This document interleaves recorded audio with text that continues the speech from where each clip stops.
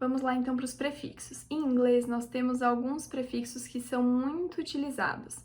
Eles são IL, IM, IN, IR, DIS, UN. Vou dar alguns exemplos. Com IL, nós temos a palavra illegal. It is illegal to go out after 11. É ilegal sair depois das 11, hipoteticamente. Então, na verdade, a gente vai estar usando a partícula IL, né, o morfema IL, com a palavra legal. Vai ficar dois L's mesmo, grudadinhos, não precisa anular nenhum deles. Outro exemplo, com IM agora, nós temos a palavra immortal. He is immortal. Ele é imortal.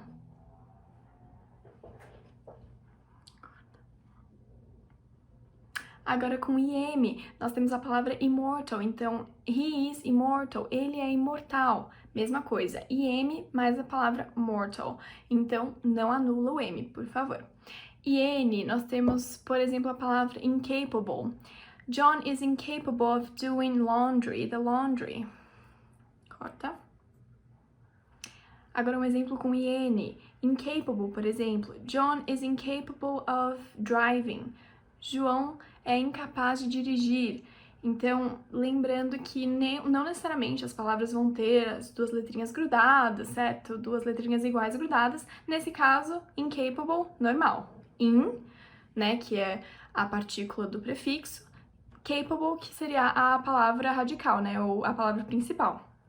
Agora com IR, por exemplo, a palavra irregular. This wall is irregular. Essa parede está irregular. Então, IR, regular, normal, gente.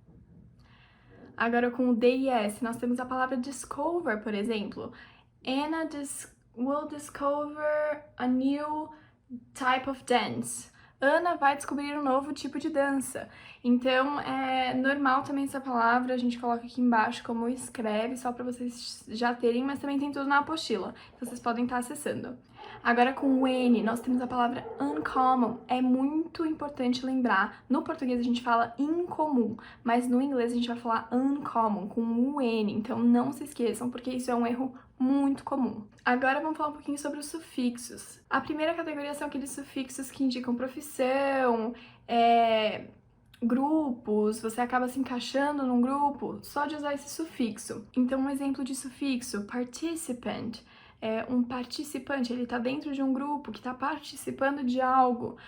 Employee, você não esqueça, com dois E's no final. Employees são os empregados. Employer é quem está empregando. Então, isso é uma diferença também muito importante de lembrar nessas horas e que também está tudo dependendo justamente do sufixo para diferenciar essas duas palavras. Então, não esqueçam, os afixos, no geral, são muito importantes justamente por isso. Eles mudam completamente o sentido da palavra, só de mudar uma letrinha ou outra no começo ou no final da frase, certo? Agora, por exemplo, physician, né? Mental physician, é o psicólogo. Então, é uma profissão. Engineer, ER no final, uma profissão.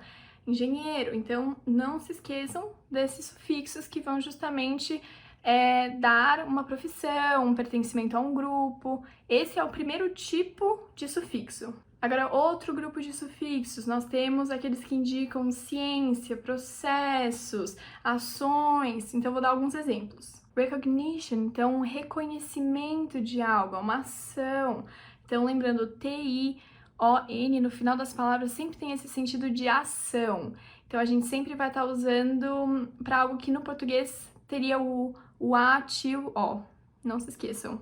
Agora nós temos os sufixos que se tornam adjetivos, como washable. Você vai colocar o ABLE no final justamente para dizer que aquilo é lavável.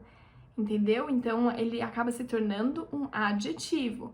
No caso do sufixo full, ele é utilizado para intensificar os adjetivos. Por exemplo, wonderful, algo muito maravilhoso. Ou o adjetivo harmful, algo muito nocivo, perigoso. Priceless, por exemplo, o less geralmente indica algo sem, algo que falta, mas nesse caso, priceless significa algo de valor inestimável, certo? Agora também é muito importante lembrar sobre algumas diferenças que o sufixo vai gerar. Por exemplo, se a palavra tem terminação ed, isso significa que é relacionado a como nós nos sentimos sobre algo. Por exemplo, I'm exhausted after work.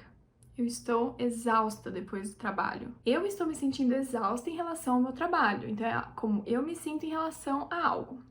Mas, se usamos a terminação ing, o ing, isso significa de como as coisas estão em relação a nós. Se eu uso o ing, né, a terminação ing, isso é mais ou menos como algo nos faz sentir. Então, eu posso dizer, my work is exhausting. Meu trabalho é exaustivo. Não é que eu estou exausto, estou falando que o trabalho é exaustivo, certo? Bom, pessoal, essa foi a aula sobre afixos, espero que tenham gostado e entendido. A apostila tá bem completinha também, eu sugiro que vocês vejam essa aula e também deem uma olhadinha na apostila, tá certo? Um beijo, foi um prazer e até mais!